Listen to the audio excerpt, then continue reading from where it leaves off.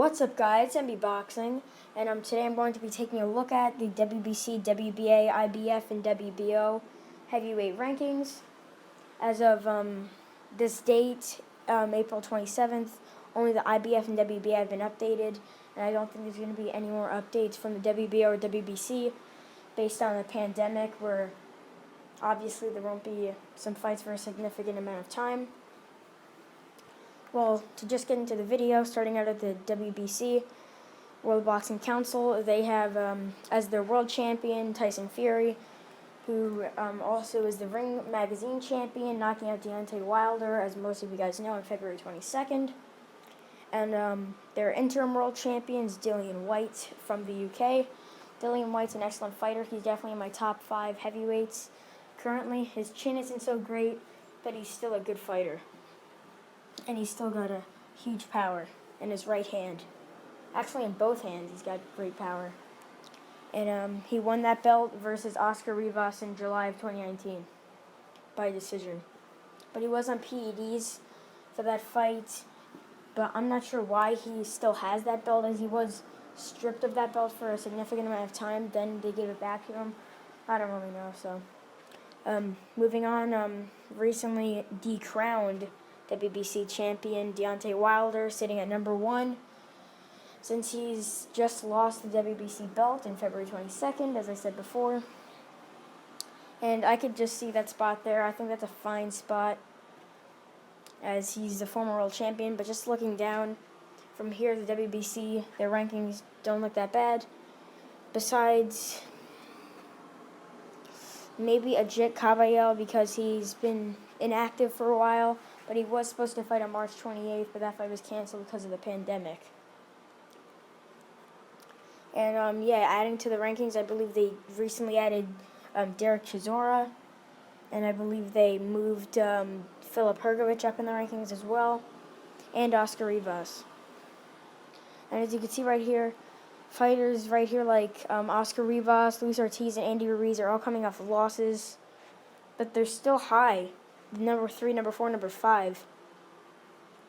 But the other guys down there, I don't really have a problem with them. Like F.A. Jagba recently moving into the WBC rankings. Actually, his first few sanctioning bodies he's been ranked in now, as he's also ranked in the WBA. But Charles Martin moving into number 13, coming off a great win in an IBF eliminator versus Gerald Washington, KOing him in 6. And then, that's really it for the WBC. Moving on to the World Boxing Association, WBA. They currently have 4 world champions.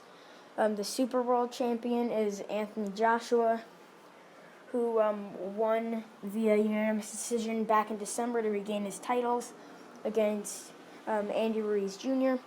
The regular world champions, Manuel Charro, hasn't fought in almost 3 years. And he won that belt by unanimous decision versus Alexander Ustinov. And they were 2 40-year-old men fighting for a belt, which I'm not happy with that. But I didn't even know that fight was happening. And I'm a big boxing fan, and I really tune into every fight that's on TV or that's not even televised, like when I saw Fiat Arslan versus Kevin Lerena. And that fight was only televised in Germany, so was the Manuel Charro Ustinov fight. But I didn't even know that fight was happening back then. And I'm just not happy with that. And in my opinion, the WBA should strip him, as I did make a video about that. Go check that out. And their WBA Gold Champion, I'm not even sure what that belt is. Apparently it's like the mandatory belt. If you win that belt, you're the mandatory. It's kind of like the interim. I'm really not sure, but Robert Helenius currently has that belt. And he's the most recent belt winner, or champion, I should say, as he won the belt on March 7th against Adam Kovnatsky. Well, it was originally, as what PBC thought, is what we could all infer, that PBC thought it would be an easy win for Adam Kovnatsky, getting the gold belt after it was stripped from Joe Joyce, getting the mandatory spot. But it was originally not a mandatory, an elimination bout for the WBA. Kovnatsky got knocked out in round 4, dropped twice, and then got finished on the feet. Hellenius getting his 30th victory. His current record's 30-3. And yeah, that was a good win for him. And yeah, he's currently the WBA Gold Champ. And at number one, currently, number one is the interim champion. I'm not sure why the WBC has their interim champion ranked there. Probably because WBA obviously has those 3 other belts ahead of it. But Trevor Bryan, he's currently the interim WBA champion, getting a 4th-round KO win versus BJ Flores. I believe that was in August of 2018. It was on Facebook Live. I did see that fight. I mean, it was another bad thing for the WBA, an unknown heavyweight prospect against a former cruiserweight who's about 40 years old at the time, or 39 years old. And it was a good win for him, picking up his first title, but still, I don't think the WBA should have even sanctioned that bout. And moving on to number 2, they have Deontay the Bronze Bomber Wilder coming off a loss. But he's coming off a loss, so, I mean, I'm not sure why they have him at number 2. Maybe they should put him at, like, number 5, maybe number 3. But, I mean, you can't really complain about that. But I am, so.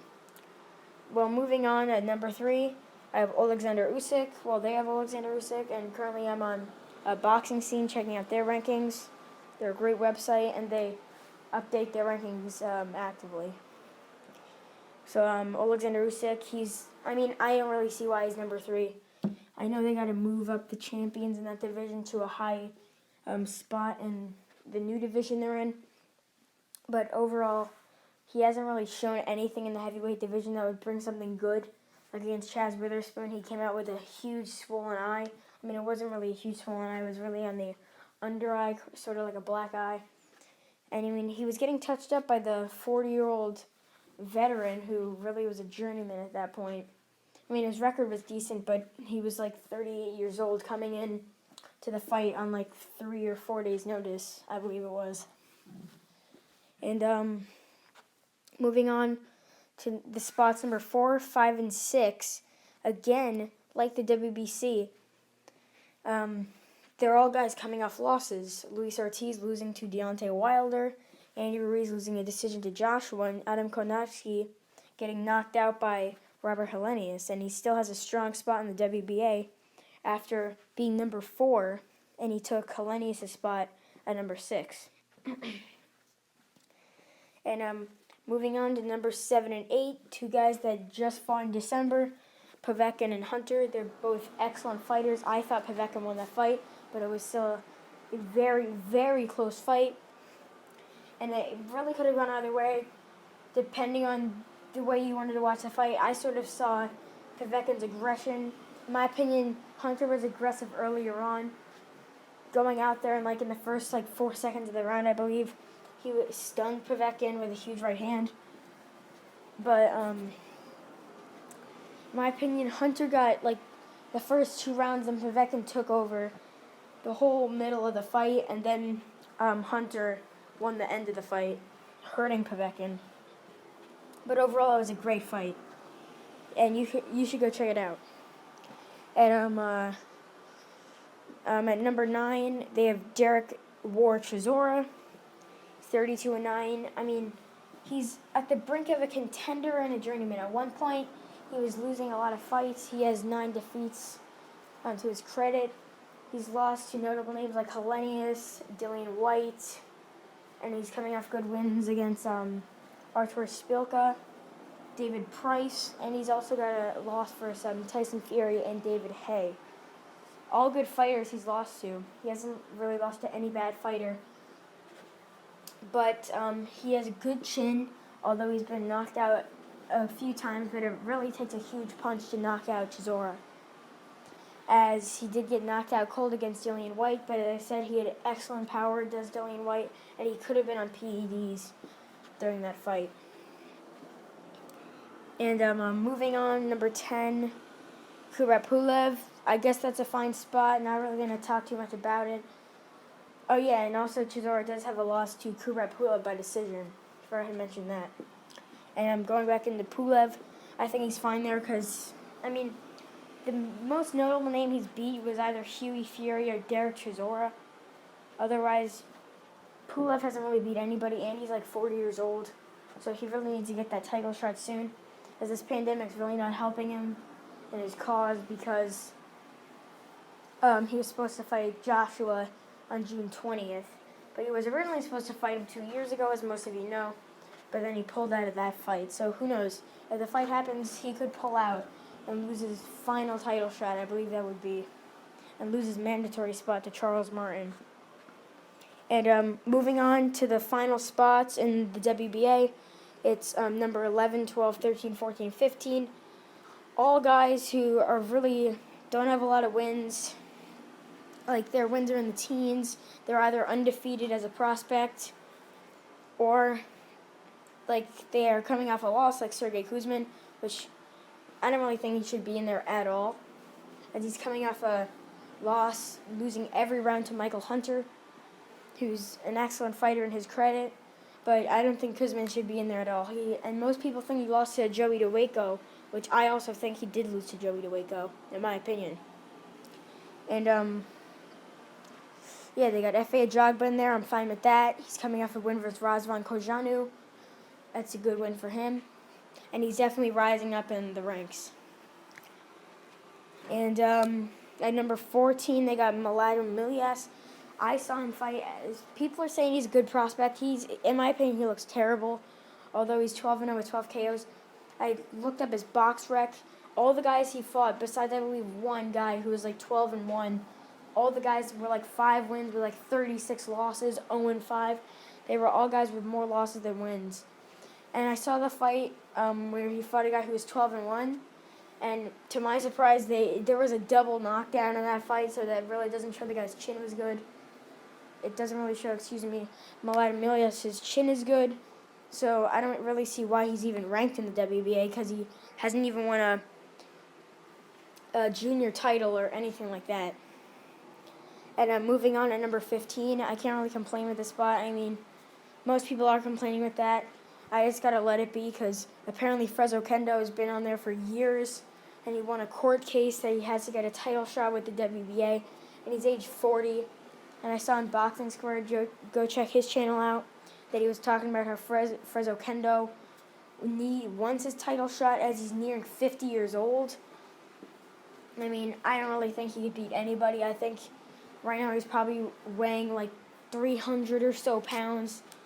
And I don't think he has a chance anywhere in the heavyweight division, even against Mladen Milias, who's, in my opinion, one of the worst prospects, who's being hyped. And I think, going back to Mladen Milias, if he steps up in competition, he'll lose brutally by KO. And moving on to the IBF, International Boxing Federation, we have the champion, Anthony Joshua. Behind him at number 1, the mandatory for the IBF, Kubrat Pulev. And Pulev's fighting out Bulgaria. As I said before, he's ranked in the WBA. He's only got notable wins, as I said before, against Chisora, Fury. Chisora and Fury. And in my opinion, he's not as good as people say he is. People say he's an elite top 10 heavyweight, but in my opinion, he hasn't really beat anybody besides Derek Chisora. And yeah, moving on to number 2. Some people are like, oh, why is Charles Martin there? If you saw his fight versus Gerald Washington, it was an IBF eliminator, and it was for the number 2 spot. So that means if Pulev were to pull out, Martin were to take that spot, or if Joshua were to not fight Pulev, it would be Pulev versus Martin for the vacant IBF belt, like when he won the IBF belt 4 years ago against Vyacheslav Golaskov, where he got a third-round TKO. And, yeah, I can't really complain with that spot after Martin has just won an eliminator. And moving on, number 3, 4, and 5, they're elite fighters, Michael Hunter, Usyk, and Ruiz. Not Ruiz, I mean Usyk. As I said before, he hasn't really showed anything that he'll be a top contender in the heavyweight division, as BoxRec has him ranked in the top 5. I gotta just put him there in my heavyweight rankings. I believe I put him in the top 6, top 5, around there. But I'm sort of debating on changing it, because I don't really see Usyk beating Joshua or a Wilder. Let's say I feel like Wilder would hit him once and KO his cruiserweight build, as he's only used to fighting 200-pound guys. But he didn't look so good against heavyweight journeyman Chaz Witherspoon, which was his last fight, as I said before, and I'm just not a fan that he's been ranked so high for beating nobody. And moving on, Hunter and Ruiz, both coming off fights on the same card. Ruiz coming off a loss, as he is a former world champion. So, I can't really complain about that, actually, even though I said before that they're all guys coming off losses. But you got to remember, his loss was for his belt. So, and Hunter is coming off a draw versus Povetkin, which I think should have been a loss for him.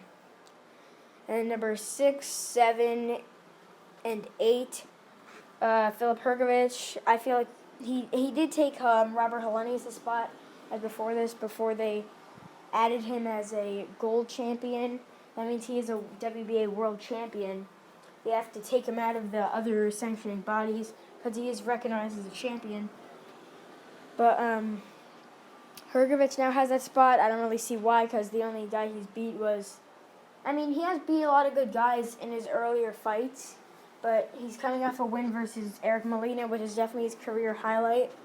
Victory, he's 10-0 with 8 KOs, and he was supposed to fight April, I believe, 18th or April 12th. My bad if I got the dates wrong. Against Jerry Forrest on the DAZN card versus Maurice Hooker and Regis Prograis. And Joseph Parker there, I can't really complain about that. Former world champion, and he's an overall good fighter. Not much to say there. And moving on, number 8, I'm not happy with that at all. Tom Schwartz is terrible. He got knocked out by Fury, picked apart. I believe any other heavyweight besides that kid, Milada Milias or Frezo Kendo, could beat him. Yeah, he's really terrible. And he's coming off a loss, and he's beat nobody, so I don't know why Tom Schwartz is even ranked at all. There's definitely some politics going behind that ranking there. And moving on, number 9 and on to number 15. Derek Chisora, can't really complain about that, recently added there. Same with Tony Yoka. He was also recently added to the IBF, and he's also got some good wins, and he's a former Olympian, won a medal in the Rio Games, and he's a good prospect, but he did get caught for PEDs, which I think is terrible for a prospect with that much little fights. I believe he only has 7 fights, and he's already been caught using PEDs, so I don't really think he's going to go anywhere if he's going to get caught again using banned substances. And moving on, Jet Caballe's been inactive for about 9 months or so. I don't really see why he's still ranked. And moving on, number 12, Zhang Zhilei, coming off a win in November versus Andriy Rudenko on the DAZN card in Monaco. And I believe that fight was on November 30th. He got a good win versus Rudenko. I gotta say, Rudenko is at the end of his career, so yeah. And moving on, number 13, 14, and 15. Number 13, Dempsey McKean, coming off a good win versus Jonathan Rice, getting the 10th round stoppage. I don't think Dempsey McKean really goes anywhere winning a belt or nothing. But I think he could beat guys like possibly an F.A. Ajagba, because I think Ajagba's not that as great as PBC says he is, or other people say he is. And I think he could beat a couple guys, but I don't think Dempsey McKean's really getting anywhere. But it's still not a bad ranking because he's coming off a decent win.